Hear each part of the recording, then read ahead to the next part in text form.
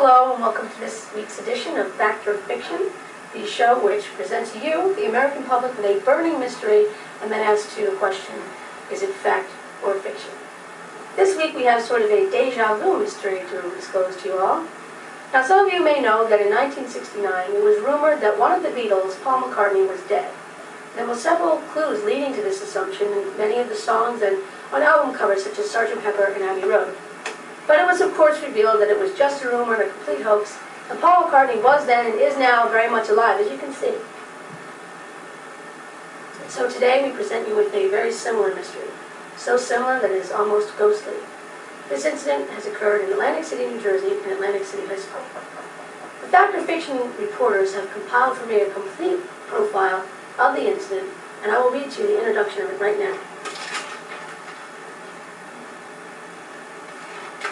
Several anonymous sources have disclosed to us that in an AP English class in room 120 of Atlantic City High School, a marvelous mystery has unfolded.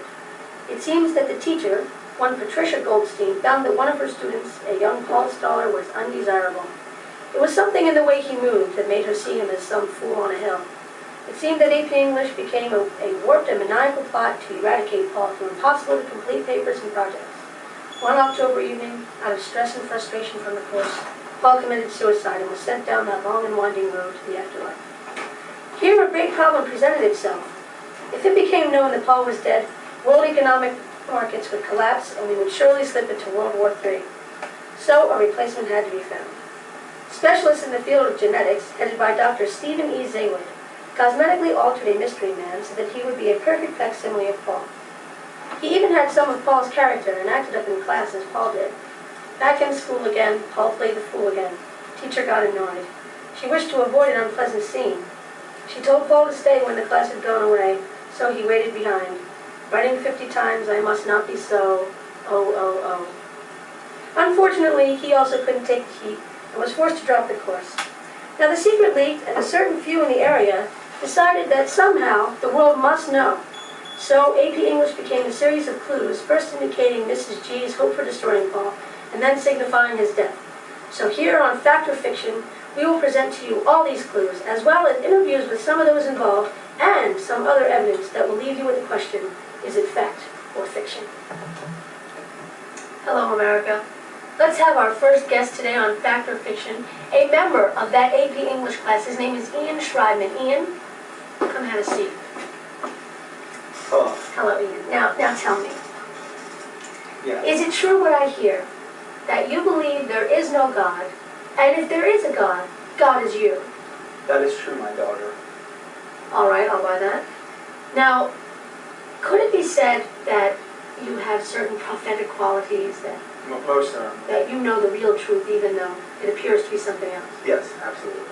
All right. Now, let me ask you something. In AP English, you had to do singing book reviews. And for your second singing book review, you chose the book Death of a Salesman.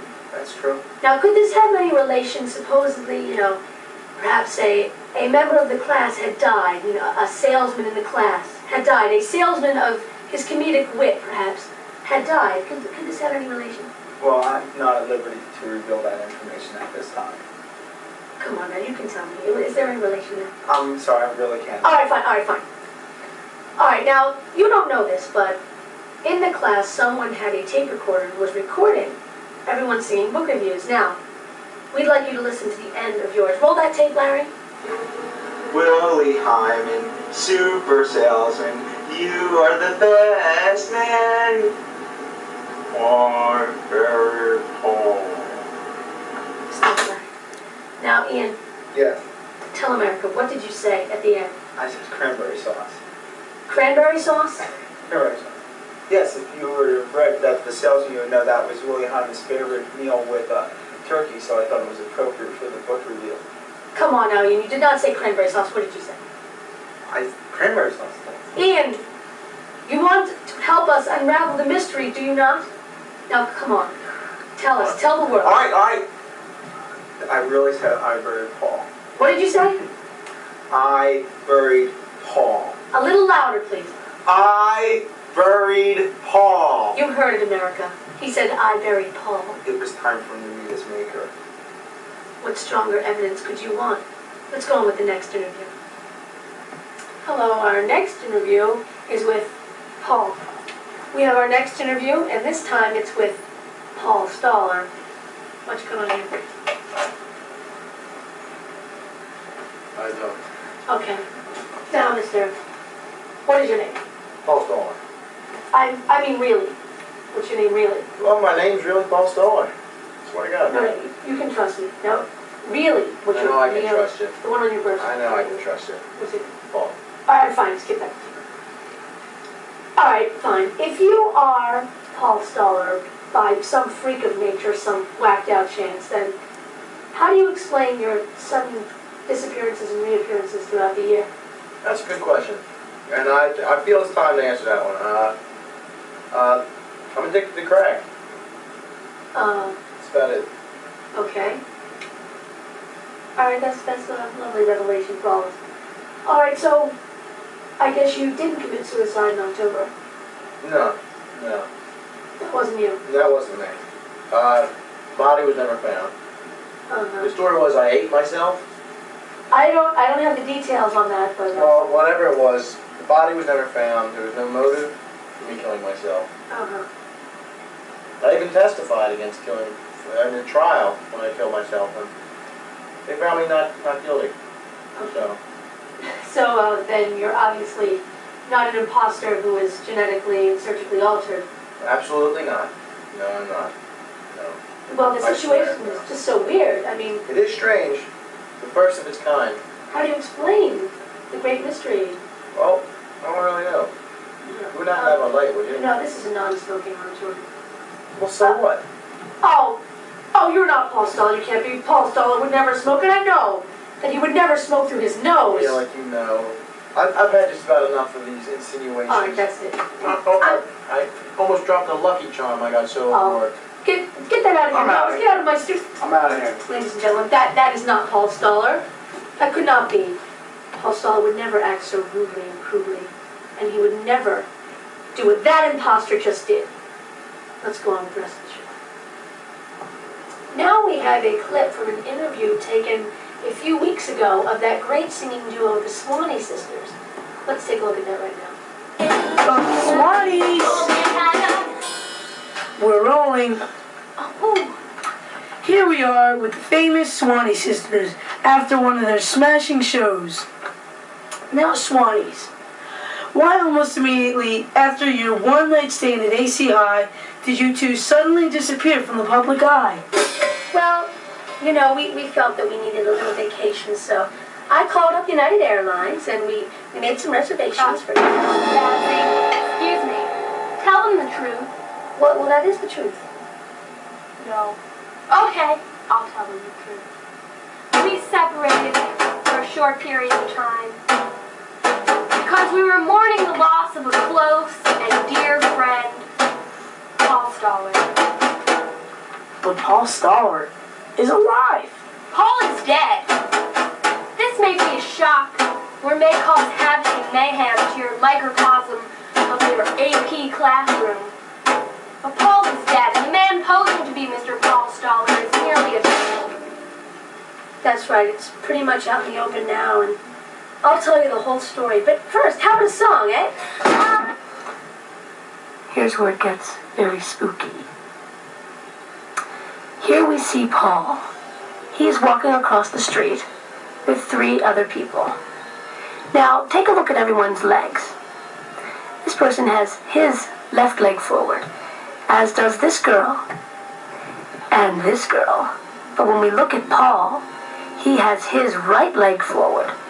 Something is obviously quite different here. Take a look at everyone's feet. Everyone, except for Paul, is wearing shoes.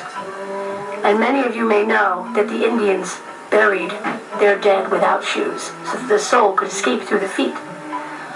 Also, look closely at Paul's hands. He is carrying a cigarette in his left hand, and everyone knows that Paul was right-handed. Let's go to the next picture.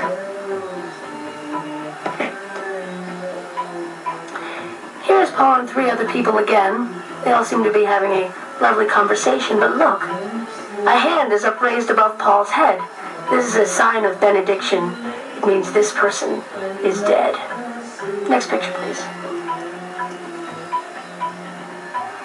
Here's Paul and another group of 3 people. His back is turned. That's quite odd. That must mean that there's something different about Paul. Could he be dead? I don't know. Let's look at everyone's hands. This girl's hands form an L. Her hands form a V. And her fingers form an E. All that is missing is an O. Paul is the missing link in love. Let's go on to the next picture. Here's our final picture of Paul lounging on the lawn with 3 close personal friends. Take a look at the sitting position of everyone. This guy has his legs straight out, and these 2 girls have their legs folded beneath them. But Paul is buried in the burial position of the dead in India. He's sitting Indian style, and that's how they bury their dead people. This is just another clue to say why Paul is dead. I get it. That was just so amazing, wasn't it? Quite interesting. Now we have one last interview with one of the AP English students. Her name is Andrea Rosenthal. She's here to shed some light on the issue. Come on down, Andrea. Hi. Hi. Yes, you are, aren't you? Now, Andrea, now do you remember anything about AP English about, say, the beginning of the year? When you think about it, do you think that, yes, it was a plot to drive Paul out? Let me just say that I'm a big Beatles fan outside the realm of the AP classroom. And there are just so many similarities between the Beatles' Paul is Dead story and your Paul is Dead story. And yeah, in the beginning of the year, there was like no song. I mean, in the classroom, was just an abyss. It was a plot to drive us all away with assignments and papers. And it was especially geared toward Paul. Because, yeah. I see what you're saying. Now, I know a lot of the Beatles clues about that, about their rumors. Rumors? How was the truth? Yeah, of course. Now, well, for a lot of their clues, they came in the music. Now, you guys had Singing Book Reviews. Do you remember any clues coming from the music of the Singing Book Reviews? Oh, yeah.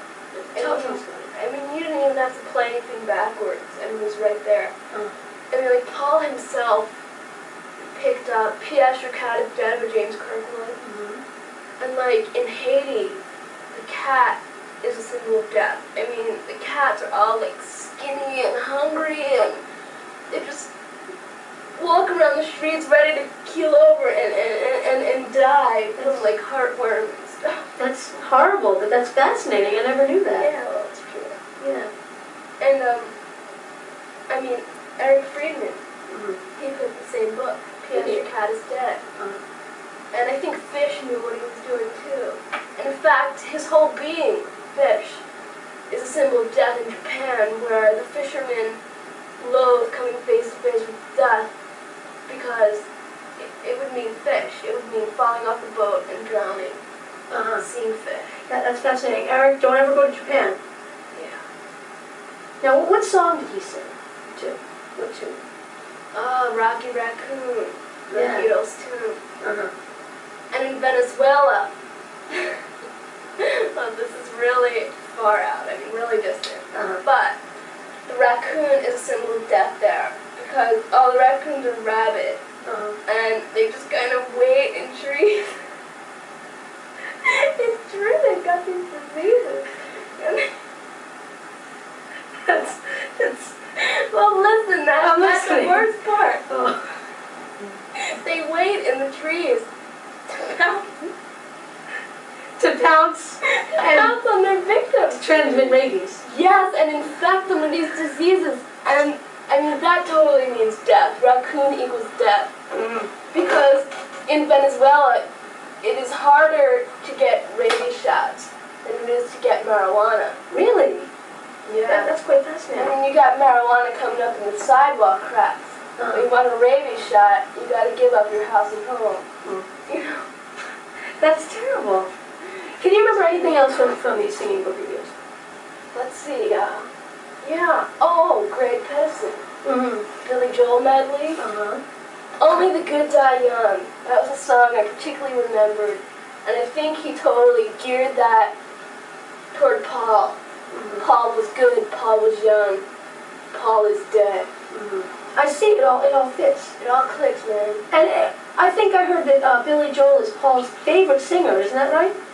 Mm-hmm. And like a lot of you chose Billy Joel songs as a sort of tribute. You too? I did too. Yeah. Yeah, I heard that in the early report. Now, what else can you say? Maybe not so necessarily music-wise, but just something that would give a hint. Well, I mean, all year long, man, we studied death. We studied the hell out of death. You got your Oedipus, Antigone, Macbeth, Hamlet, the Shah, Richard III, Aloysius the Pot. It was all about death. That's a lot of stories. And all these characters were down in hell, along with Paul, and they were all looking up at us in our classroom saying, "Flip you, man!" I edited that for you. Oh, thank you. You saved us some money. Well, that's very interesting. I must say, isn't that fascinating? And it's all true. That's some hardcore evidence. So where has the time gone? That's all the time we have for this edition of Fact or Fiction. So I'll leave you with the question. Is Paul dead or alive? Is it real or is it imaginary? Is it the truth or is it a hoax? Is it fact or fiction? We'll find out, or you'll find out when you analyze all the data. Now next week on Fact or Fiction, you'll see a true exorcism. You'll decide, is it Nina and Zion, or is it just Gina's imagination? See you next week on Fact or Fiction.